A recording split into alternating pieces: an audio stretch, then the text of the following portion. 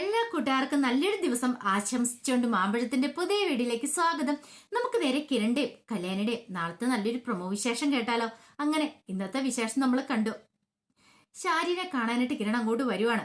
പെട്ടെന്ന് ഷാരിക്ക് എന്ത് ചെയ്യണമെന്നറിയില്ല. എന്റെ ഭഗവാനെ, ഇവൻ എന്തിനാ പോലും ഇങ്ങോട്ട് വരുന്നേ? ഇനിയിപ്പം താരനെ അങ്ങനെ ആക്കിയതിനെ കണക്ക് ചോദിക്കാൻ വരുന്നാണോ? ആ ഒരു ചിന്ത ഉണ്ടാകുന്നുണ്ട്. സരയും മനോഹറും മുകളിലുണ്ട്. ഇനിയിപ്പോ ഇവിടെ വന്ന് അവനെന്തെങ്കിലും പ്രശ്നം ഉണ്ടാക്കുവോ? മനോഹറിനെ ആ വിധം ആക്കി വെച്ചു. തന്റെ മരുമോനെ ഒരു പരുവാക്കി വെച്ചേക്കുക. ഇനിയിപ്പൊ തന്നെയും കൂടെ പഞ്ഞിക്കിടാൻ വരുന്നാണോ എന്നൊരു ചിന്തയാണ്. പെട്ടെന്ന് ഷാരി ഓടി ഇറങ്ങിച്ചെന്നു. എന്നിട്ട് ചോദിച്ചു, എന്താ കിരൺ മോനെ, എന്താ വന്നേന്ന് ചോദിക്കുക. എന്താ നിങ്ങളുടെ മുഖത്തൊരു വെപ്രാളോ എന്നെ കണ്ടപ്പം? ഒന്നുമില്ല. എന്തേ നിങ്ങളുടെ മരുമോൻ എന്തേന്ന് ചോദിക്കാം. അല്ല, അവൻ പിന്നെ അത് മുകളിലുണ്ട്. അവനിട്ട് കിട്ടിയതൊക്കെ കണ്ടല്ലോ അല്ലേ? അത് പക്ഷെ നിങ്ങൾക്കിട്ട് തരണ്ടായിരുന്നു. പക്ഷെ നിങ്ങൾക്കിട്ടുള്ള അടി ഇപ്പോഴല്ലേ ഞാൻ തരാൻ പോകുന്നേ. നിങ്ങൾക്കിട്ടുള്ള ഞാൻ തരാൻ പോകുന്നുള്ളൂ. നിങ്ങളുടെ മോള് മുകളിലുണ്ടല്ലോ അല്ലേ? അല്ല, നിങ്ങളുടെ മോളല്ല, നിങ്ങളുടെ മോളെന്ന് പറയാൻ പറ്റില്ലല്ലോ, താരാന്റിയുടെ മോള്. എന്നാൽ ആ സത്യങ്ങളൊക്കെ ഞാൻ എന്തായാലും പറയാൻ പോവാ. അത് പക്ഷെ ഇപ്പൊ പറയുന്നില്ല. നിങ്ങൾക്ക് ഒരവസരം കൂടെ ഞാൻ തരുവാ. അത് പറയാനുള്ള സമയം ആയി വരുന്നുള്ളൂ. ആ സമയത്ത് ഞാൻ പറഞ്ഞോളാം. നിങ്ങളിങ്ങനെ ഓരോ നിമിഷം നീർ കഴിയണം. കാരണം എന്താണെന്നറിയാവോ? ഏത് നിമിഷവും സത്യങ്ങളൊക്കെ അറിയുമെന്നുള്ള ഒരു ഇതോടുകൂടി എങ്കിൽ മാത്രമേ നിങ്ങൾക്കൊരു ഭയം ഉണ്ടാവുള്ളൂ. നിങ്ങളങ്ങനെ വെറുതെ വിടാൻ ഞാൻ ഉദ്ദേശിച്ചിട്ടില്ല. ദേ, താരാന്റിക്കൊന്ന് ഓർമ്മശക്തി തിരികെ കിട്ടിക്കോട്ടെ. എന്ത് ചെയ്യണമെന്ന് അറിയാന്ന് പറയാ. താരാന്റി ഹോസ്പിറ്റലിൽ നിന്ന് ഇതുവരെയായിട്ടും വീട്ടിലേക്ക് വന്നിട്ടില്ല. അവർക്ക് എന്തെങ്കിലും സംഭവിച്ചു പോയിട്ടുണ്ടെങ്കിൽ നിങ്ങൾ ഒന്നിനെ ഞാൻ വെറുതെ വിടത്തില്ല. ആ CCTV ദൃശ്യങ്ങൾ തന്നെ മതി എല്ലാത്തിനെയും കൊടുക്കാനെന്ന് പറയാം. എന്റെ മോനെ, ഞാൻ പറഞ്ഞല്ലോ, എനിക്കൊരു അബദ്ധം പറ്റിയതാന്ന് പറഞ്ഞല്ലോ. ഇനി അങ്ങനെയൊന്നും ഉണ്ടാകത്തില്ലെന്ന് പറയാം. പിന്നെ ഇപ്പൊ ഞാൻ വന്നത് അതിനൊന്നും വേണ്ടിയല്ല, ഒരു സന്തോഷ വാർത്തയും കൂടെ പറയാനായിട്ടാ. നാളെ എന്റെ കല്യാണി ഇങ്ങോട്ട് വരുക. കല്യാണി വെറുതെ അല്ല വരുന്നേ, അംഗീകാരമൊക്കെ വാങ്ങിക്കൊണ്ടാ വരുന്നത്. അങ്ങനെ അവാർഡൊക്കെ വാങ്ങി വന്നു കഴിയുമ്പോൾ നിങ്ങൾ ആ കാഴ്ച കാണാനായിട്ട് ഇവിടെ ഉണ്ടാവണം. നിങ്ങൾ മാത്രമല്ല, നിങ്ങളുടെ മോളും മരുമോനും എല്ലാവരും ഉണ്ടാവണം എന്ന് പറയാം. അല്ല കിരൺ മോനെ, ഞാൻ കൂടുതലൊന്നും പറയണ്ട, പറഞ്ഞ കേട്ടല്ലോ. ഇനി എന്തേലും ഇതുപോലത്തെ തരികട പരിപാടിയായിട്ട് വന്നിട്ടുണ്ടെങ്കിലോ ഒന്നിനും ഞാൻ വെച്ചേക്കത്തില്ല. ഇതുപോലെയൊന്നും ആയിരിക്കില്ല എന്റെ പ്രതികരണം. പറഞ്ഞു കേട്ടല്ലോ.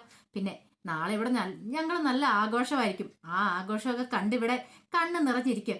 മോളെയും കൂടെ വിളിച്ച് കാണിച്ചു കൊടുക്കാൻ പറയാണ് എന്നും പറഞ്ഞ് കിരൺ അങ്ങോട്ട് പോവാ. അപ്പോഴാണ് ഷാരിക്ക് ഒരു ശ്വാസം നേരെ വീണ്.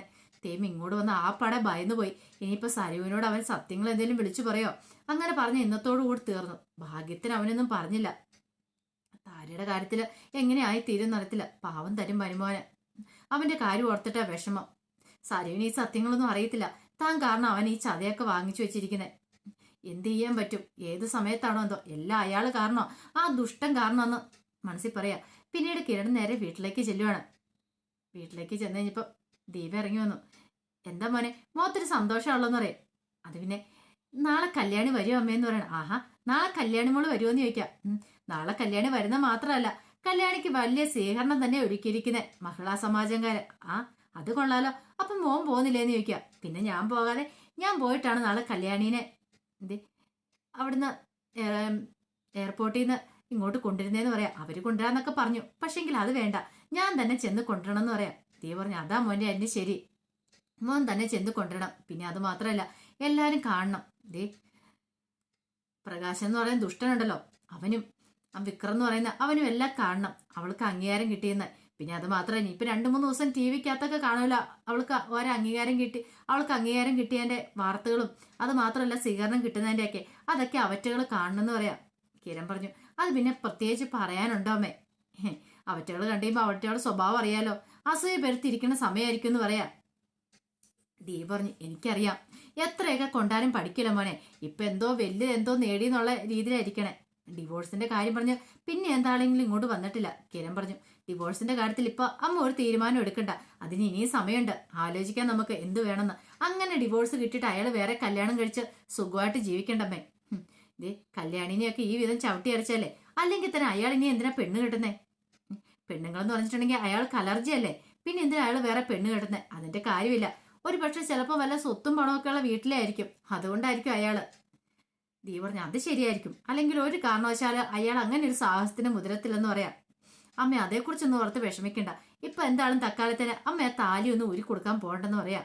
കല്യാണിയും കൂടെ വരട്ടെ, അവളോടും കൂടെ ഈ കാര്യത്തെക്കുറിച്ച് ചർച്ച ചെയ്യാന്ന് പറയാം. എന്നിട്ട് നമുക്കൊരു ഉറച്ച തീരുമാനത്തിലെത്താം. ഇനി അവള് പറയുന്ന പോലെ തന്നെ കാര്യങ്ങൾ മുന്നോട്ട് പോട്ടെ എന്ന് പറയാം. ദീ പറഞ്ഞു, അത് ശരിയാന്ന് പറയാം. അല്ല മോനെ, എപ്പോഴാ നാളെ കല്യാണമോള് വരുന്നേ? അവള് ഒരു 10 മണിയൊക്കെ ആകുമ്പത്തേനും എത്തുമേ. അപ്പത്തേനും പോയി എയർപോർട്ടിൽ പോയി കൂട്ടിക്കൊണ്ട് വരണമെന്ന് പറയാം. പിന്നീട് കിരൺ മുറിയിലേക്ക് അങ്ങോട്ട് പോവാണ്. ഈ സമയത്ത് ആകെപ്പാടെ സമനില തെറ്റിയ പോലെയാണ് പ്രകാശിന്റെ ഇരിക്കുന്നത്. പ്രകാശൻ വിക്രത്തിനോട് പറയും, നാളെ അവള് വരുവാന്ന് അറിഞ്ഞത്. അവള് വന്നിട്ടുണ്ടെങ്കിൽ അവളുടെ അഹങ്കാരം കാണല്ലോ എന്ന് ഓർക്കുമ്പോഴാ ഇത് ഏട്ടന് വിക്രം പറഞ്ഞു, അച്ഛൻ എന്തിനാ അച്ഛൻ ഇങ്ങനെ ടെൻഷൻ അടിക്കണേ? അവൾ എത്ര അഹങ്കരിച്ചിട്ടും കാര്യമില്ല. അവളുടെ അഹങ്കാരത്തിനല്ലേ തിരിച്ചടി കൊടുക്കാൻ പോകും നമ്മള്. അവളെക്കാൾ നല്ലൊരു കൺസ്ട്രക്ഷൻ കമ്പനി, അല്ല അവള് പടുത്തു ഉയർത്തിക്കൊണ്ടുവന്ന കൺസ്ട്രക്ഷൻ കമ്പനിയേക്കാൾ നല്ലൊരു കമ്പനിയല്ലേ നമ്മള് ഇവിടെ തുടങ്ങിയിരിക്കുന്നത്. അധികം വൈകാതെ തന്നെ 8ന്റെ പണി അവർക്കിട്ട് നമ്മൾ കൊടുക്കും. ഇപ്പൊ തന്നെ കണ്ടില്ലേ അവർക്ക് വന്ന് എത്ര വർക്ക്സാ നമ്മൾ പിടിച്ചെടുത്തേന്ന് ചോദിക്കുക. കിരണും കല്യാണി ഇനി കമ്പനിയൊക്കെ പൂട്ടി വീട്ടിലിരിക്കുന്ന സിറ്റുവേഷൻ ഒന്ന് ഓർത്ത് വയ്ക്കേ. പിന്നെ അവൾക്ക് വല്ല പെയിന്റിങ് ജോലിക്കും പോകേണ്ട വരും ജീവിക്കാനെന്ന് പറയാ. പ്രകാശം പറഞ്ഞു, ആ പറഞ്ഞ ശരിയാന്ന് പറയാ. അവൾ അംഗീകാരം കിട്ടി ഇങ്ങോട്ട് വരട്ടെ, എന്നിട്ട് വേണം അവളെ ഒന്ന് കാണണം. എനിക്ക് 4 വർത്താനം പറയാനെന്ന് പറയാ. അല്ല ആ ഡിവോഴ്സിന്റെ കാര്യം എന്താ വെച്ചാ ഇതുവരെയായിട്ടൊന്നും ആയില്ല. ഇനി അങ്ങോട്ട് കാല് പിടിച്ചെല്ലാം പറ്റത്തില്ല. അവൾ എന്റെ കാൽ കീഴിലേക്ക് വരണം. എനിക്ക് ഡിവോഴ്സ് തരാന്ന് പറയണം. എന്തേലും ഉടനെ ചെയ്തേ മതിയാവുള്ളൂ എന്ന് പറയണം. അപ്പോഴാണ് കാർത്തിക ഇങ്ങോട്ട് വരുന്നത്. കാർത്തികനെ കണ്ടതും പെട്ടെന്ന് രണ്ടുപേരും സംസാരം കൂടെ നിർത്തുക. അല്ല എന്തായിരുന്നു രണ്ടുപേരും കൂടെ ഭയങ്കര ചർച്ചയിലായിരുന്നല്ലോ അച്ഛനും മോനും തമ്മിൽ. ഞങ്ങൾ കമ്പനി കാര്യങ്ങളൊക്കെ പറഞ്ഞുകൊണ്ടിരിക്കുവായിരുന്നു. ഓരോ ദിവസമായി എങ്ങനെ മുന്നോട്ട് പോകുന്ന മാത്രമല്ലല്ലോ, അറിയാലോ ഇപ്പൊ തുടക്കത്തിലായതുകൊണ്ട് ഇച്ചിരി കുറവാണ് വർക്ക്സൊക്കെ. പക്ഷെ അത് കുഴപ്പമില്ല. ഞാനും വിക്രം രാത്രി പകലില്ലാതെ കിടന്ന് കഷ്ടപ്പെടും. ആ കമ്പനി ഉയർത്തിക്കൊണ്ട് വരണം. ഇത് ഞങ്ങളുടെ ഒരു വാശിയാന്ന് പറയണം. കാർത്തിക പറഞ്ഞു, അങ്ങനെ വേണം. ഈ ഒരു വാശി ഉണ്ടെങ്കിൽ മാത്രമേ നമുക്ക് വിജയത്തിലേക്ക് എത്താൻ സാധിക്കുള്ളൂ. അറിയാലോ കമ്പനിക്ക് എത്ര ലാഭം ഉണ്ടായാലും അതിലൊരു വിഹിതമാണ് കിട്ടാൻ പോകുന്നത്. പെട്ടെന്ന് വിക്രം പറഞ്ഞു, അതൊക്കെ എനിക്കറിയാം കാർത്തിയേച്ചി, അതുകൊണ്ടല്ലേ ഞാൻ ഇങ്ങനെ കടന്ന് ഈ അധ്വാനിക്കണേന്ന് പറയാം. അല്ലെങ്കിൽ തന്നെ ഒന്ന് ഓർത്ത് നോക്കിയേ, ഇനിയിപ്പോൾ അധികം വൈകാതെ തന്നെ ഒരു കമ്പനി മാത്രം ഇവിടെ കാണത്തുള്ളൂ. അത് നമ്മുടെ കമ്പനി ആയിരിക്കും. അധികം വൈകാതെ ആ കമ്പനി അങ്ങോട്ട് പൂട്ടിപ്പോവും. ആരുടെ കമ്പനിയാണെന്നറിയാവോ? ആ കല്യാണിന്റെ കിരണ്ടെ. അതായിരിക്കണം ആദ്യത്തെ പ്രഹരം അവർക്ക് കിട്ടാൻ പോകുന്നത്. എന്നിട്ട് വേണം അവരുടെ മുന്നിൽ ചെന്ന് 4 വർത്താനം പറയാനെന്ന് പറയാ. ഇത് കേട്ടതും കാർത്തിക മനസ്സിൽ പറഞ്ഞു, നീയൊക്കെ വർത്താനം പറയൂടാ. നീയൊക്കെയാണ് ഇനി അനുഭവിക്കാൻ പോകുന്നത്. അധികം വൈകാതെ നീയൊക്കെ സത്യം അറിയാൻ പോകുന്നുള്ളൂ. ഇത്രയും കാലം നീയൊക്കെ കല്യാണീനെ അതുപോലെ തന്നെ കാദംബരിനെയൊക്കെ ചതിച്ചും വഞ്ചിച്ചോ ഇവിടം വരെ എത്തിച്ചേർന്നേ. പക്ഷേങ്കിൽ ഇനി അധികം വൈകാതെ നീയൊക്കെ ആ സത്യം തിരിച്ചറിയും. അതിന് ഇനിയിപ്പോൾ അധികം നാളുകൾ ബാക്കിയില്ലടാ. എൻ്റെ അമ്മയും കൂടി വരാൻ പോവാ.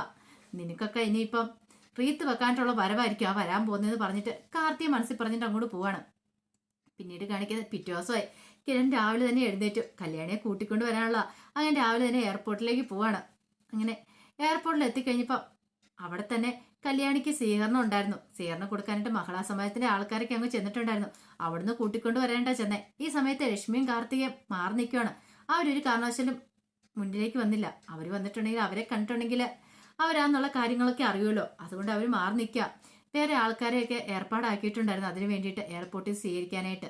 അങ്ങനെ എയർപോർട്ടിൽ സ്വീകരിക്കുന്നുണ്ട്. അവിടെ നിന്ന് തന്നെ സ്വീകരണം കൊടുത്തിട്ടാണ് കൂട്ടിക്കൊണ്ട് വരുന്നത്. മഹിളാ സമാജത്തിന്റെ പരിപാടി എന്ന് പറഞ്ഞാൽ കൂട്ടിക്കൊണ്ട് വരുന്നത്. അങ്ങനെ കിരണ്ട വണ്ടിക്കാണ് കൊണ്ടുവരുന്നത്. അങ്ങനെ ആ റിസോർട്ടിൽ വെച്ചിട്ടാണ് സ്വീകരണം കൊടുക്കുന്നത്. അങ്ങനെ കയറി വരുന്ന കഴിയുമ്പോഴത്തേനും കല്യാണി പറഞ്ഞു, ഞാനിതൊന്നും പ്രതീക്ഷിച്ചല്ല കിരണേട്ടാ. ഇവിടുന്ന് പോയപ്പോൾ പോലും എൻ്റെ മനസ്സിൽ പോലും ഇങ്ങനെ ഒന്നുമില്ലായിരുന്നു. എനിക്ക് ഇത്ര വലിയ സ്വീകരണം കിട്ടുമെന്നോ ഞാനിങ്ങനെ ആദരിക്കപ്പെടുമെന്നൊന്നും എനിക്കറിയില്ലായിരുന്നു പറയാ. കിരൺ പറഞ്ഞു, ഇതൊക്കെ എനിക്ക് നേരത്തെ അറിയായിരുന്നു ഇങ്ങനെയൊക്കെ സംഭവിക്കുമെന്ന്. അല്ലെങ്കിലും നീ എവിടെയെങ്കിലും പോയിട്ട് പരാജയപ്പെട്ടിട്ടുണ്ടോ? ഒരിടത്തും പരാജയപ്പെട്ടിട്ടില്ല. ഇനി മുന്നോട്ട് നിന്റെ ജീവിതം അങ്ങനെ തന്നെ ആയിരിക്കും. നിന്നെ ആർക്കും തകർക്കാൻ പറ്റില്ലെന്ന് പറയാം. അങ്ങനെ അവർ സന്തോഷത്തോടു കൂടിയിട്ട് വരുവാണ്. അങ്ങനെ ഓഡിറ്റോറിയത്തിലേക്ക് വന്നു. ഈ സമയത്ത് ലക്ഷ്മിയും കാർത്തിയോട് മാറി നിൽക്കുന്നുണ്ടായിരുന്നു. കാരണം സ്റ്റേജ് കാണാവുന്ന രീതിക്ക് അവർ മാറി തന്നെ. കാരണം ഇവരുടെ സംസാരങ്ങളൊക്കെ കേൾക്കണമല്ലോ. അങ്ങനെ കല്യാണിനെ ആദരിച്ചുകൊണ്ട് ഇരുത്തുകയാണ്. അപ്പൊ കിരണിന് ഒരു കസേര ഉണ്ടായിരുന്നു കല്യാണിന്റെ അടുത്ത് തന്നെ. പിന്നീട് കല്യാണിക്ക് സംസാരിക്കാനായിട്ട് അവസരങ്ങളൊക്കെ കൊടുക്കണം. അപ്പൊ കല്യാണി തന്റെ ഓരോ കുട്ടിക്കാലത്തെക്കുറിച്ചും താൻ ഇവിടെ വരെ എത്തിപ്പെടാനുള്ള സാഹചര്യങ്ങളെ കുറിച്ചെല്ലാം പറയാണ്. കിരണേട്ടൻ കാരണമാണ് താൻ ഇവിടെ എത്തിച്ചേർന്നത്. അല്ലെങ്കിൽ ഒരിക്കലും തനിക്ക് ഇങ്ങനത്തെ അംഗീകാരം കിട്ടത്തില്ല. തനിക്ക് സംസാരശേഷി ഇല്ലായിരുന്നു. അതെല്ലാം പറയുമ്പോൾ ഇതെല്ലാം കേട്ടോണ്ടിരുന്ന ലക്ഷ്മിയുടെ കാർത്തികയുടെ കണ്ണു നിറഞ്ഞു. അവർക്കറിയാം എത്രമാത്രം കല്യാണി അനുഭവിച്ചിട്ടൊക്കെയാണെന്നുള്ള. ആ പ്രകാശനം ദുഷ്ടം കാരണം ഇത് കേട്ടോണ്ടിരുന്നപ്പോൾ പ്രകാശനോട് ഒന്നുകൂടെ ദേഷ്യം കൂടുക ചെയ്തേ കാർത്തികയ്ക്കും ലക്ഷ്മിക്കും ഒക്കെ. പിന്നീട് ഉപഹാരം കൊടുക്കാനുള്ള സമയമായി. ഈ സമയം ഉപഹാരം കൊടുക്കാനായിട്ട് കല്യാണിയെ വിളിച്ചു. കല്യാണിയെ വിളിച്ചപ്പോൾ കല്യാണി പറഞ്ഞു, അതെ കിരണേട്ടന്റെ കയ്യിൽ നിന്ന് എനിക്ക് ഉപഹാരം മേടിക്കണമെന്ന ഒത്തിരി ആഗ്രഹം. കാരണം കിരണേട്ടൻ കാരണമാണ് എനിക്ക് ഇങ്ങനെ ഒരു സൗഭാഗ്യം ഉണ്ടായത്. അപ്പൊ കിരണേട്ടൻ തന്നെ തരണം എന്ന് എന്റെ ആഗ്രഹം എന്ന് പറയാം. അങ്ങനെ കല്യാണിന്റെ ആഗ്രഹപ്രകാരം കിരൺ തന്നെയാണ് ആ ഉപഹാരം സമർപ്പിക്കുന്നത്. കല്യാണിക്ക് ഭയങ്കര സന്തോഷമായി. പിന്നീട് കിരൺ 2 വാക്ക് സംസാരിക്കുകയാണ്. കിരൺ പറഞ്ഞു, ഇപ്പൊ എനിക്ക് ഒത്തിരി സന്തോഷമായി. എൻ്റെ ജീവിതത്തിൽ ഒരിക്കലും മറക്കാൻ പറ്റാത്തൊരു ദിനമായത്. കല്യാണി ഡൽഹിക്ക് പോയ സമയത്ത് ഒത്തിരി പ്രാർത്ഥനകളുണ്ടായിരുന്നു കല്യാണിക്ക് അംഗീകാരം കിട്ടണമെന്ന്. കാരണം അവൾ അത്രമാത്രം കഷ്ടപ്പെട്ടിട്ടുണ്ട്. അവളുടെ അംഗീകാരത്തിന്റെ ബലമായത്. ഇപ്പൊ ഞാൻ ശരിക്കും അറിയപ്പെടുന്ന കല്യാണിന്റെ പേര് തന്നെയാണ്. കല്യാണിന്റെ ഭർത്താവ് എന്ന നിലയിൽ എനിക്ക് അങ്ങനെ അറിയപ്പെടാനും ഇഷ്ടം. കാരണം ഞാനൊന്നുമല്ല കല്യാണിന്റെ മുന്നില്, അവളുടെ ആത്മവിശ്വാസത്തിന് മുന്നിൽ ഞാനൊന്നുമല്ല. ശരിക്കും പറഞ്ഞാൽ അവൾ എൻ്റെ ജീവിതത്തിലേക്ക് വന്നതിന് ശേഷമാണ് എനിക്ക് വീണ്ടും ഉയർച്ചകൾ ഉണ്ടായത്. അതോടൊപ്പം തന്നെ അവൾക്ക് ഓരോ അംഗീകാരം കിട്ടുമ്പോൾ അത് എൻ്റെയും കൂടെ അംഗീകാരമാണെന്ന് പറഞ്ഞാൽ കിരൺ സംസാരിക്കുന്നത് എല്ലാം കേട്ടുകൊണ്ടിരുന്ന കാർത്തിക്കും ലക്ഷ്മിക്കും ഭയങ്കര സന്തോഷമാവുന്നുണ്ട്. അങ്ങനെ അവിടുത്തെ വമ്പിച്ച സ്വീകരണവും ഫുഡും എല്ലാം കഴിഞ്ഞതിന് ശേഷമാണ് അവർ വീട്ടിലേക്ക് വരുന്നത്. അപ്പോൾ അതിൻ്റെ വിശേഷങ്ങളൊക്കെയാണ് നാളെ കാണാൻ പോകുന്നത്. ആ വിശേഷങ്ങളൊക്കെ നമുക്ക് എല്ലാവർക്കും കാത്തിരിക്കാം കേട്ടോ. ഒരിക്കൽ കൂടി എല്ലാവർക്കും നല്ലൊരു രാത്രി ആശംസിച്ചു നിർത്തുന്നു. നന്ദി.